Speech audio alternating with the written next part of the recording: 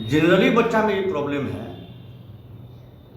कि जो उसका अवस्था है, जो एज है,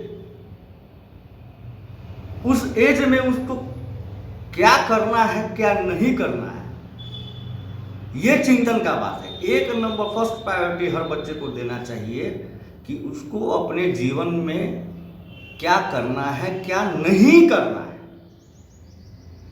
उसके बाद आगे देखना चाहिए। पढ़ रहे हैं 8वां में, पढ़ रहे हैं 9वां में, 10वां में, और उसी समय सोच लिए कि हमको डॉक्टर भी बनना है, इंजीनियर भी बनना है, आईएएस ऑफिसर भी बनना है, आईपीएस भी बनना है, साइंटिस्ट भी बनना है, बिजनेसमैन भी बनना है। ये सोचने की अवस्था, ये एज नहीं है। लेकिन जनरली सब लोग बताता है, उल्टा बात बताता है। उसको पहला प्राथमिकता होना चाहिए कि अभी इस बात पर हम सोचे ही नहीं। जो एज है, उस एज में जो चीज उसके लिए है वो सोचे। क्या है उसके लिए? उसका सिलेबस, उसके एज के अकॉर्डिंग, उसके क्लास के अकॉर्डिंग सिलेबस में क्या पढ़ना है और क्या नहीं पढ़ना है। जो पढ़ना है वही पढ़ेंगे, जो नहीं पढ़ना है उसको नहीं पढ़ेंगे। सामान्य ज्ञान, सामान्य जानकारी रखेंगे। जब हमारा 10th होता है, सारा विषय को हम लोग पढ़ लेते हैं। आफ्टर 10th अब ये सोचना है कि हमारी रुचि इन सभी विषयों को पढ़े तो किस विषय में हमारी रुचि है। अगर गणित विषय में रुचि है तो गणित लेकर के आगे बढ़ेंगे। विज्ञान में रुचि है, विज्ञान को लेकर के बढ़ेंगे, विज्ञान का ही पार्ट है।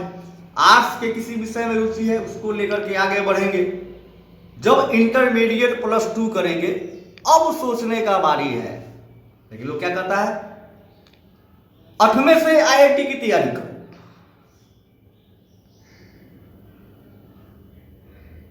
अब तो कहता है कि पहले क्लास से आईआईटी की तैयारी करो। तुमको डॉक्टर बनना है, तुमको इंजीनियर बनना है।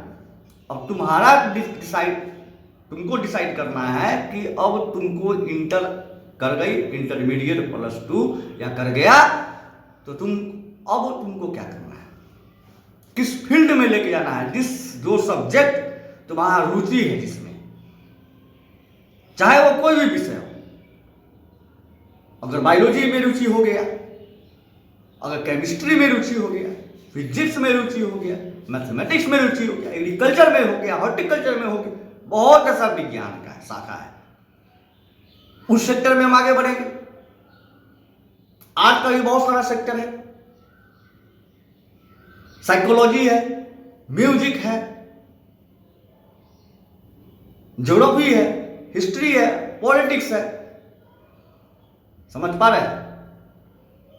उसको लेकर के बढ़ेंगे आगे, अब तब अपना गोल डिसाइड करेंगे। पढ़ लेंगे, हमको सबको देख रहे डॉक्टर बनना है, डॉक्टर बनना है, डॉक्टर बनना है। बायोलॉजी का एबीसीडी पता नहीं है, केमिस्ट्री का कुछ पता नहीं है, फिजिक्स का कुछ पता नहीं है, तो तैयारी करोगे तो क्या होगा? डिप्रेशन ही होगा ना। होगा कि नहीं होगा?